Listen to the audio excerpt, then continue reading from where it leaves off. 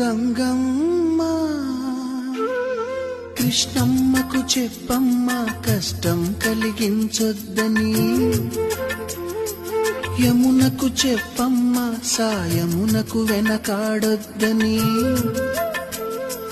గోదారికి కావేరికి ఏటికి సెలయేటికి కురిసేటి జడివానకి దూకే జలపాతానికి నీతో బుట్టులందరికీ చెప్పమ్మా